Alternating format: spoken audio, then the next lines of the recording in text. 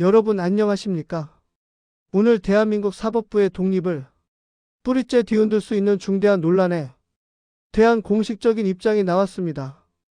여당이 추진하는 내란 전담 재판부 설치와 법외국제 신설 법안, 법조계 전체가 강력하게 우려를 표해왔던 이 사안에 대해 전국 법관 대표들이 마침내 한 목소리를 냈습니다. 그 결론은 명확했습니다. 위헌성 논란이 크고 재판 독립성을 침해한다. 오늘 이 시간에는 법관들이 왜 이토록 강력하게 반발하는지, 그리고 이 논란의 근본적인 딜레마는 무엇인지 자세하게 알아보겠습니다.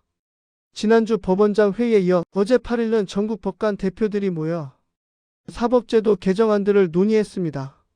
6시간 동안 치열한 논의가 이어졌고, 그 결과 두 핵심 법안에 대해 신중한 접근이 필요하다는 결론에 도달했습니다.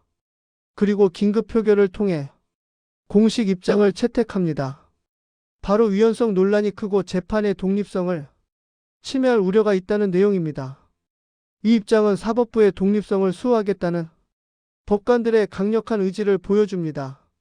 다만 법관 대표들은 이러한 위헌성 우려를 표하면서도 논의 자체가 사법부 불신에서 비롯되었다는 점을 인정했다는 것에 주목해야 합니다. 즉, 법관들은 재판 독립을 주장하지만 국민은 개혁을 요구하는 신뢰의 역설이 이 논의의 중심에 있는 것입니다. 그렇다면 법관들이 가장 우려하는 이 두 법안의 내용과 쟁점을 구체적으로 짚어보겠습니다. 첫 번째는 내란전담 재판부 설치 법안입니다. 이 법안은 특정 사건, 특히 12.3 비상계엄 관련 사건만을 전담하는 재판부를 만들고, 더 나아가 그 재판부 법관 인사에 헌법재판소나 법무부 등 행정부가 개입하도록 하는 내용을 담고 있습니다. 문제는 바로 이 지점입니다. 특정 사건을 위해 전담 재판부를 만드는 것도 이례적이지만 행정부가 법관 인사에 개입하는 것은 헌법이 규정한 상권 분립의 원칙을 명백히 훼손하고 재판의 독립을 침해할 수 있다는 비판이 쏟아지고 있습니다. 두 번째 법안은 판검사를 처벌하는 법외국제 신설입니다. 법관이 의도적으로 법을 왜곡해 판결할 경우 처벌하겠다는 취지입니다. 사법부는 이 법안이 위축 효과를 가져올 것이라 우려합니다. 즉, 법관들이 소신 있는 판결 대신 형사 처벌의 위협 때문에 정치적 혹은 대중적 입맛에 맞는 판결을 내리도록 압박받을 수 있다는 것입니다. 이는 재판 독립성의 실질적인 침해로 이어진다는 주장입니다. 이 개정안에 대한 우려는 법관들만의 목소리가 아닙니다. 앞선 법원장 회의, 대한변호사협회, 심지어 진보 성향의 민변까지도 재판 지연과 상권 분립 침해를 우려하며 법안 보완을 촉구했습니다. 특히 천대엽 법원행정처장의 발언은 사법부가 느끼는 위기감을 극명하게 보여줍니다. 그는 지난 법원장 회의에서 87년 헌법 아래서 누렸던 상권 분립과 사법부 독립이 역사의 뒤안으로 사라질 수 있다는 매우 강도 높은 경고를 던졌습니다. 이 경고는 단순히 법원 조직의 이익을 넘어 대한민국 헌정 질서의 근간이 흔들릴 수 있다는 사법부 최고 위층의 준엄한 외침으로 들립니다.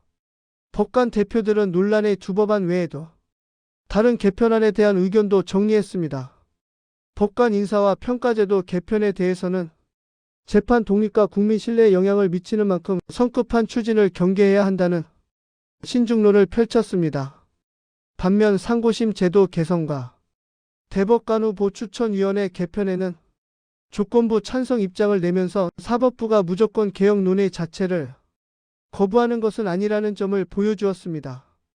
결국 이 모든 논의는 사법 불신에서 출발했습니다.